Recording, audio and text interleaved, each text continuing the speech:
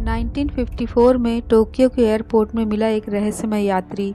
जब सुरक्षा कर्मचारियों ने उसका पासपोर्ट देखा तो वो हैरान रह गए। उसका पासपोर्ट एक टॉरेंट नाम की कंट्री का था जो इस दुनिया में एग्जिस्ट ही नहीं करती।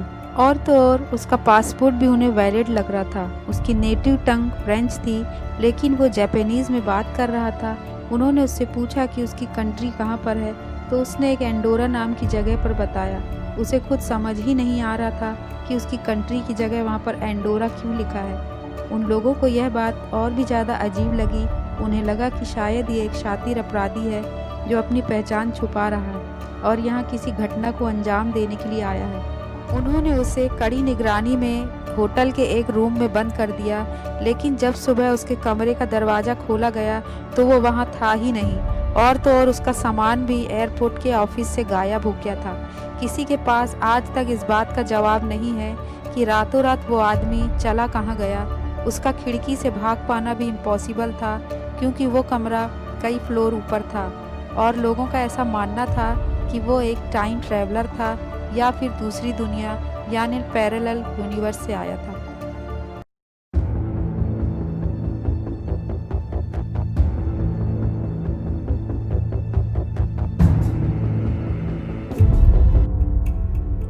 लेरनिया गार्सिया गोर्डो मैड्रिड की थी। वो सुबह उठी तो उसे उसके कमरे की कुछ चीज़ें बिल्कुल अलग लगी। जैसे बेड शीट एकदम अलग थी, कमरा भी कुछ अलग ही तरह से लग रहा था। इसके बाद जब वो ऑफिस पहुंची तो उसका जो कैबिन था उसके सामने किसी और की नेम प्लेट लगी थी। फिर उसको पता चला कि वो किसी और मैनेजर और किसी और डिपार्टमेंट के अंदर काम करती है। इसके बाद वो डॉक्टर के पास गई। उसे लगा कि उसकी दिमागी हालत ठीक नहीं है। डॉक्टर ने उसे बताया कि उसे भ्रम हो रहा है, ज़्यादा काम करने की वजह से थकान के कारण ऐसा हो रहा है, लेकिन उसे कुछ अजीब लग रहा था।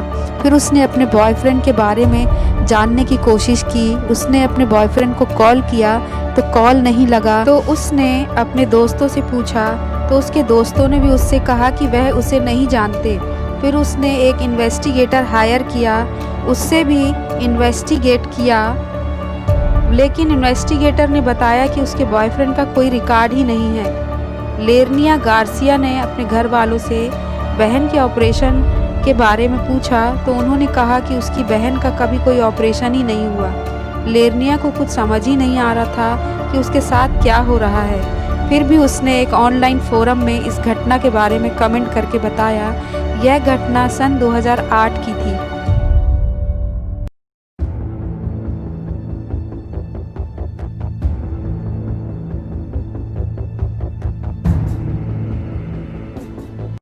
नाइनटीन 43 में विश्व युद्ध के दौरान अमेरिकन साइंटिस्ट ने एक ऐसा प्रयोग किया जो आज भी एक रहस्य बना हुआ है।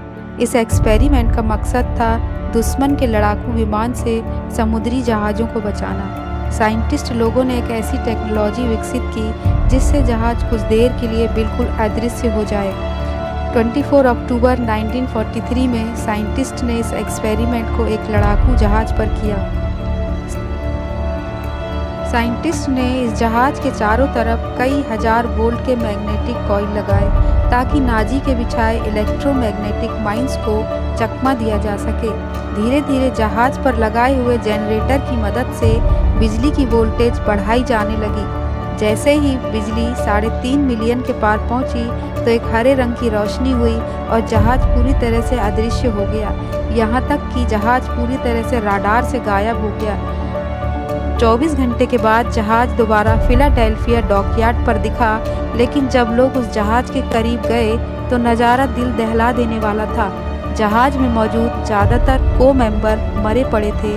साथ ही जो लोग सही सलामत थे उनकी दिमागी हालत पूरी तरह से ख़राब हो चुकी थी। ऐसा माना जाने लगा कि ये लोग समय यात्रा करके आए हैं।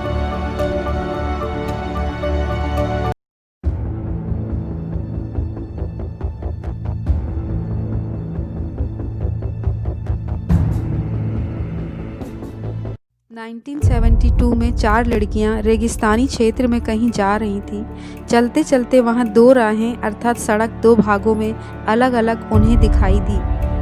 फिर जब वो एक रास्ते पर गईं तो वो रोड वाइट सीमेंट वाली रोड में तब्दील हो गई। थोड़ी दूरी तय करने के बाद उन्हें वो जगह काफ़ी हरी भरी और बहुत ही सुंदर दिखाई पड़ी। तब उन्हें लगा कि वो किसी और गलत रास्ते में आ गई हैं, क्योंकि वो तो रेगिस्तानी इलाके में थी।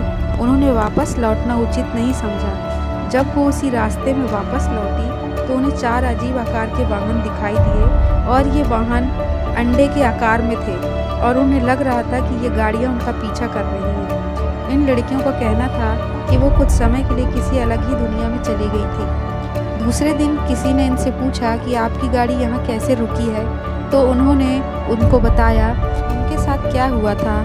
उस आदमी की नज़र उनकी गाड़ी के टायर पर पड़ी तो वो पंचर था और उस जगह से उनकी कार आगे नहीं जा पा रही थी। लेकिन जो वहाँ उन्होंने देखा वो बहुत ही अनोखा था।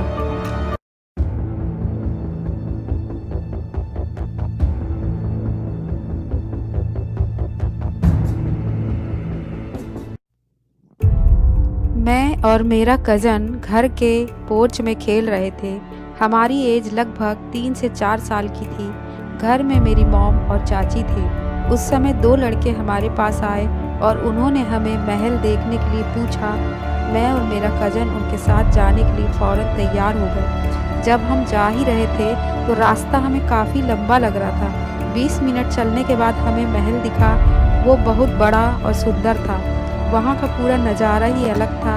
हम दौड़कर अपने घर जब वापस आए मॉम को बताने के लिए, तब हमें रास्ता काफ़ी छोटा लगा। हम जल्दी से घर पहुँच गए। मैंने अपनी मॉम को बताया। उन्होंने मुझे ज़्यादा देर बाहर खेलने के लिए डांटा। उन्हें मेरी बात का बिल्कुल यकीन नहीं हुआ। पर सोचने वाली बात तो यह थी कि मेरी मॉम बहुत स्ट्रिक्ट थी। वो थोड़ी देर के लिए भी मुझे नज़रों से दूर नहीं करती थी। वो हमें खेलते हुए देख रही थी और उनके सामने वो 2 लड़के हमें ले जाएं, ऐसा कैसे हो सकता है। वहाँ आसपास कोई इस तरह का बड़ा चर्च या कोई इमारत भी नहीं थी जिसे हमने चर्च या महल समझ लिया हो। मुझे आज भी यह समझ में नहीं आता कि हमारे साथ यह घटना कैसे घटित हुई।